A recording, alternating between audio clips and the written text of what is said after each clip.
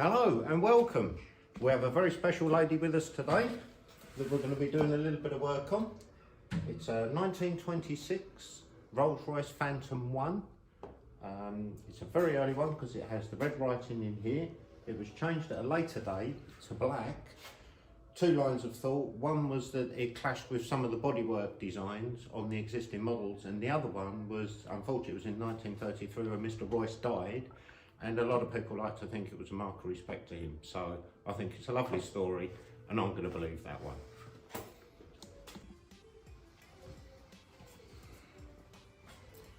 As you can see, the car is pretty original. The obvious is that the body's not on it. But we're going to work around that. The basic mechanics is all virtually untouched and original. We'll have a little look under the engine. Have a look at that. Lift this bonnet up. So this is the 6 litre, 7.7 litre really, 6-cylinder engine that Rolls Royce produced. It's got to the stage where it was running on tick over, I know that, but other than that, it hasn't really been touched very much at all.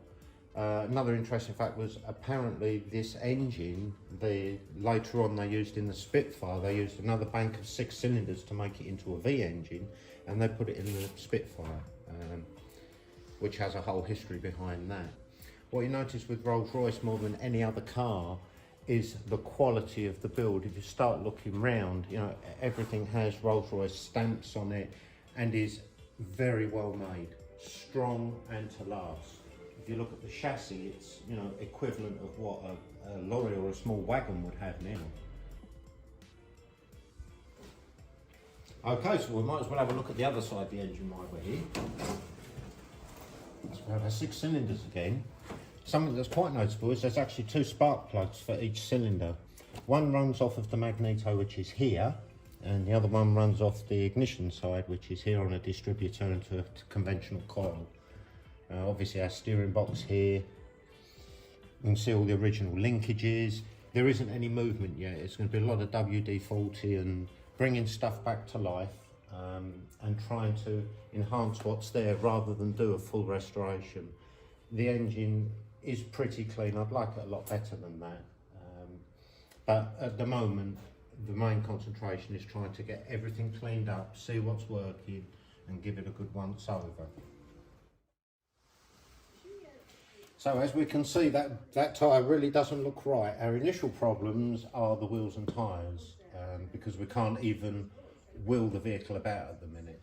So initial problems are this big nut on here needs to be undone. I've been in with WD-40 for a few days. The centrepiece undoes.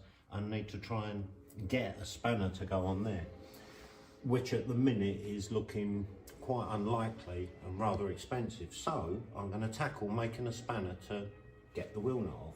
Then we can get the wheels off, get them cleaned up properly, get some sort of coating on them that's going to last, get some new tyres on it, and then we're going to start cleaning up the chassis and some of the running gear.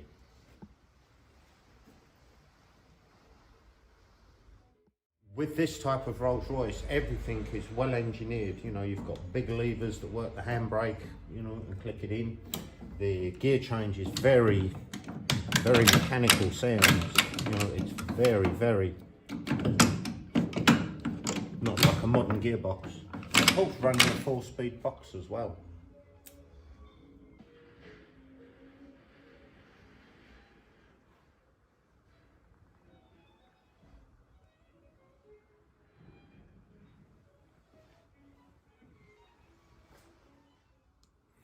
So this is a little car that I was given many, many, many years ago when I was 4-year-old. It was a particular favourite. I've always loved the Bentleys, especially in that guise. And hopefully I'm going to try and, as the body's been lost on that, and there doesn't seem to be one around, unless you know different, I intend making a special for myself out of it, and hopefully I can make that